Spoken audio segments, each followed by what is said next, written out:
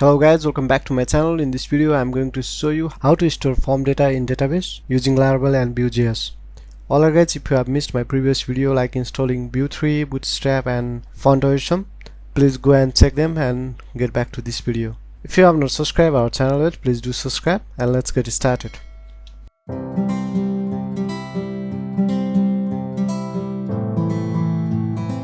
Alright guys, from my previous video I have made few changes over here. Here instead of home component I have added one new component, employee-main, and inside the resources, gears, and under the components I have created one folder that is employee. All the components that belongs to employee will be inside this employee folder. That's why I have just managed this. Here inside the employee we have one main.view, and inside this main.view we have list of employee and add employee info form. And in app.js I have done the changes for the home. I have removed that component from here and added this employee-main and imported the main component over here. Alright, now let's start to store the information in our database. For that we need to update the env file. Here we need to provide our database informations. Let's provide the database name, that is like view CRUD_db. This will be my database name and username will be root, and I don't have any password for the phpMyAdmin. So let's open the phpMyAdmin. Okay, let's search for the localhost /phpMyAdmin. Make sure before running this phpMyAdmin you need to run the XAMPP control. Okay, it is already running for me. You have to run Apache and MySQL server.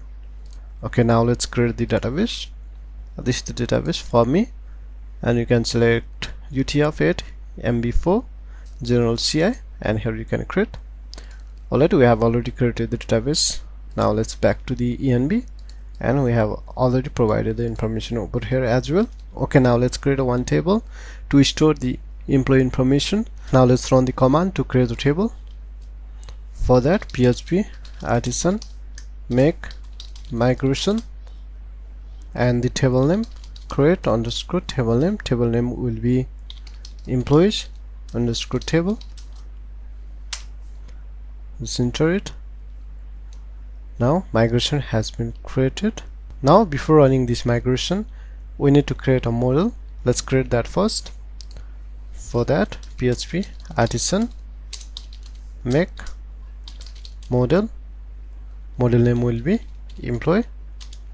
If you want to create a controller at the same time, you can just type -c, and I'm also going to give the R. Okay, it will create a controller with the resources.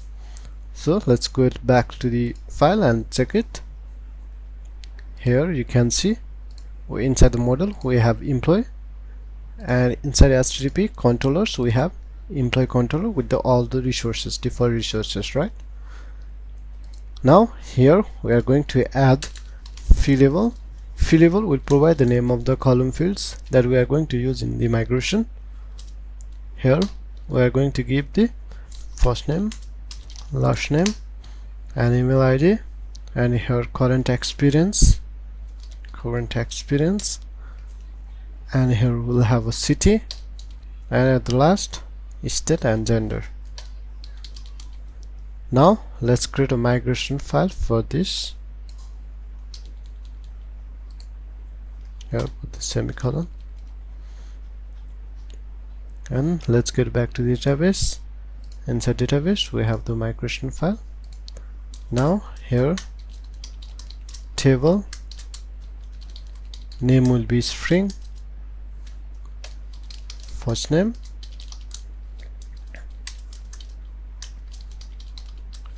table is string. Here we can give last name. Okay, table, and now we have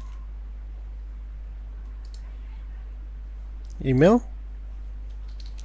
Email will be string, and here we'll have an email field.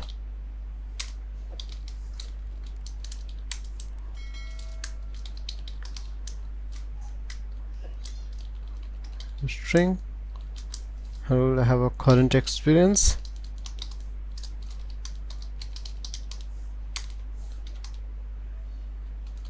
Current experience can be nullable. Okay, so let's give nullable. By default it will be true. Now table string will have city,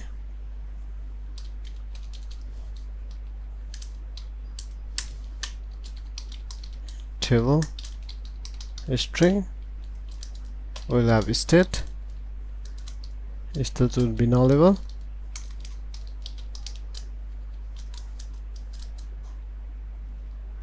Alright, here it should be semicolon. Table string we have gender. Alright, let's save this. Now let's run the migration. PHP addition migrate. These are the default tables, and we have created a new table, that is employees. Okay, now let's get back to the database and refresh this. Here we can see we have the employees, and inside the employees we have first name, last name, email, current experience, city, state, gender, and this timestamp created at, updated at, and we'll have a default ID. ID will be primary and auto increment. Okay, alright, we have already created the database. We have also added a new table, and we have also already created a model and also the controller. Now let's get back to the view file and start to store the information from here. Alright guys, now we are inside the view file, and here you can see the script. Inside the script we have the export default, and here we have one data method. It is returning nothing here. Now we need to initialize all the fields over here, so let's create one. Let's create one object that will be employee, and inside employee we'll have first name. Okay, first name will be empty at first,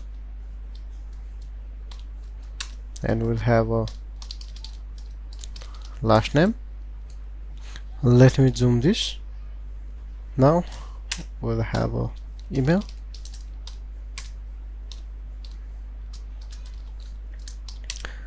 and we'll have city, employee experience. We can give experience. Okay,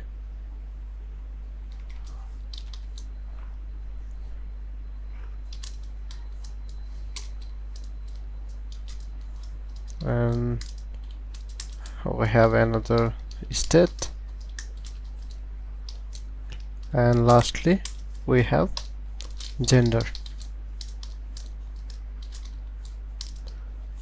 Now let's use this. It's employee. Now we are going to use the B model, which is used for the two-way data mining. Okay, so here we can give B model, and here we'll have a, under this employee we'll have a first name.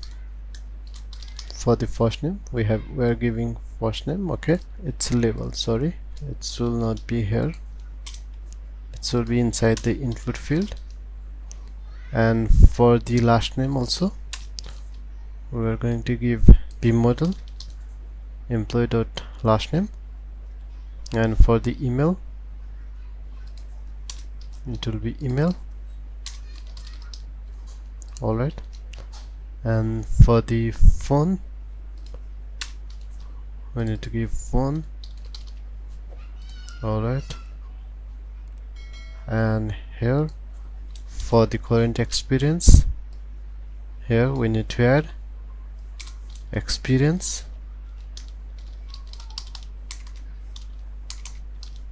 Sorry, we need to add experience,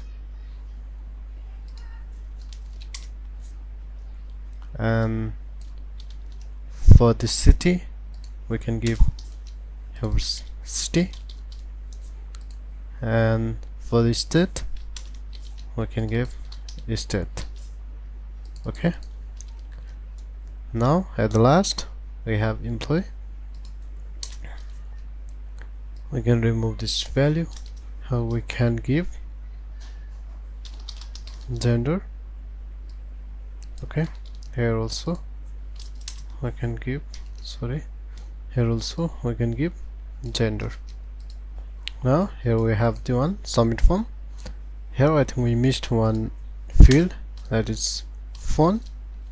Now once you submit this, okay, here we have at submit prevent. We are going to run one method, that is shape data. You can create whatever you want. Now once I run this method, I'm going to create outside this data one methods. Alright, here we can give the method name.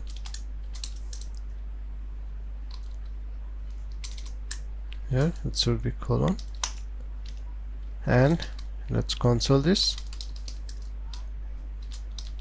Here we are. Alright, here we need to run npm run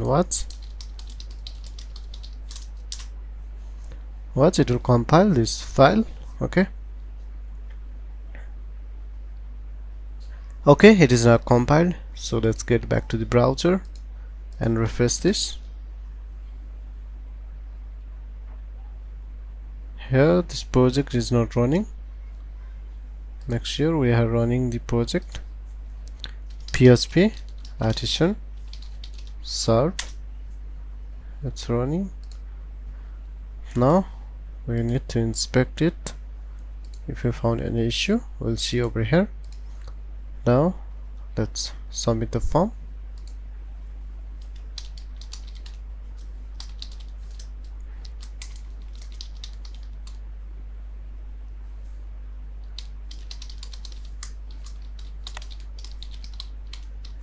Phone number will be anything for now, experience, and city.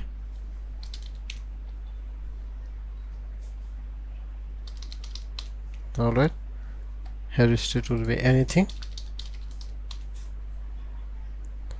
Here you can select what you want. Here once we click on the submit, we are here, right? So that means we are calling this method. Alright, now let's execute this one employee. To run this, we need to type this dot employee. Here now we can see, we need to refresh this once again. After the compile, we need to refresh every time. Okay,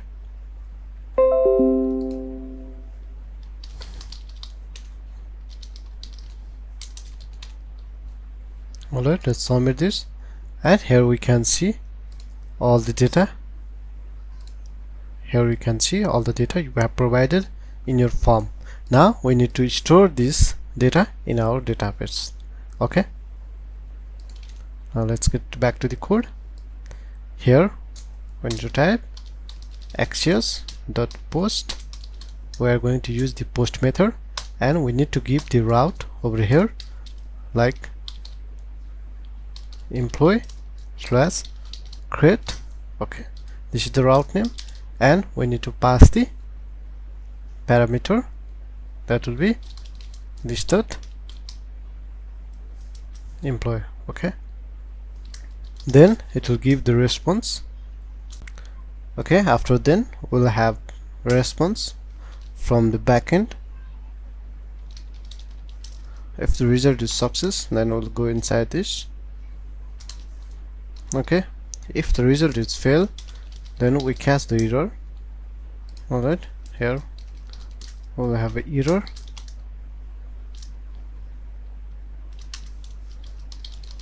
console.log, you can give an error message,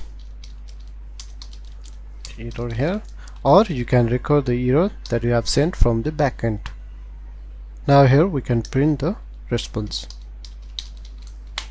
Alright, now let's create a route for this. For that we need to go inside the routes, and we have the web. here we are going to create a route of first method. Alright, and here we have the controller employee. We have the employee controller, and we need to call the method. Like to store, we'll be calling the store method. Now we need to import this controller as well. So here you need to use app. Under app we'll have HTTP, and inside HTTP here we can copy directly from here also. Controller, you can copy this and you can give the controller name. After importing it, we need to go to the store method. Here inside the store method we can get all the requests. Here let's do the dd over here. We can do die and get all the parameters data we have sent from the form. Alright, now let's submit once again. Let's refresh this first. Let's provide the data information over here. Alright, let's submit this. Here we are getting an error. Let's view this different way. Here it's a 500 internal server error. Okay, so here we can see target class app HTTP controller employee controller does not exist. Okay, this class is not exist, it is saying. So let's get back to the web, and here we have the employee controller app, inside app web HTTP and controllers. It should be there. Let's go. Okay, it's not found, right? There might be some typo error. Okay, here you can see we have the typo error over here, right? So this should be the controller name. Okay, and I think we need to update the model name as well.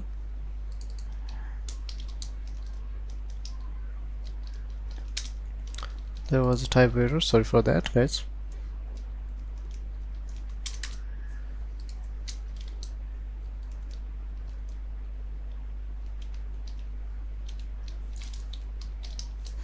Now let's run this once again. Submit this. Okay, undefined variable post employee. Okay, here something went wrong. Here you can see we are passing all that information, which is good. Now let's see, here we have the post method route post, and here we'll have the employee create under this. Here in the store it should be $. Okay, now let's submit this. Alright, we are getting all the information. Now we just need to save the information here. Now let's put this in one variable. Alright, now to store the data we need to call the model name employee and create. Inside the create we'll have a data. Okay, now employee, it is inside the app models, right? Or you can just import this just over here. Here also we can import, it is already imported over here. Employee is already there, so we don't need to import this. Now let's do this. Here we'll have response. Once we store the information, we need to give some response. For that, return, we can give response as a JSON. Here we'll have status. Status will be like success, and if you want to return those data, then you can do response, and here also we can give the response status. It will be 200 would be the success. Alright, now let's get back to the browser. Here you can do the submit once again. Here we are getting some error. It is like controller employee is not found. Okay, I think it was because of our previous typo error. Okay, let's refresh this. Now let's submit this once again. Okay, integrity constraints violation, column gender cannot be null, it is saying. So I think here we can see we have gender is null. So in our database we have not set gender as a nullable, so it is asking for the value. Okay, here gender is null, so that's why we're getting this error. So let's get back to the code, and here in the form, so I think here we missed the name field. Okay, for the radio button we need the name. Here let's keep the gender, and for the female also let's provide the name, and let's save this, and let's get back to the browser and refresh this. Okay, I'm going to use the fake filler. Let's submit this. Here in the CRUD you can see we have the status 200, and let's see the response. Here we have the data that we have submitted, and the status is success. That means we have already stored the database in the database. So let's refresh this one. Here we can see all the data are stored. This current experience is missing. Let's see why it is missing. It is because of this, the field name doesn't match. Actually we are passing this information and we are saving this information in the database. This should be current underscore experience. Okay, here we need to update this. Alright, let's store another one. Let's save this one, and here we can see we have success, and in the current experience we can see some text messages over there. Alright, our information has been saved successfully. Okay, after submitting this information we need to show the success message. If we have success message, then we need to show the success, otherwise we need to show the error message. Okay, also in upcoming videos we'll handle the validation, like front-end validation as well as the back-end validation. So if you like this video, please do subscribe. Thank you so much.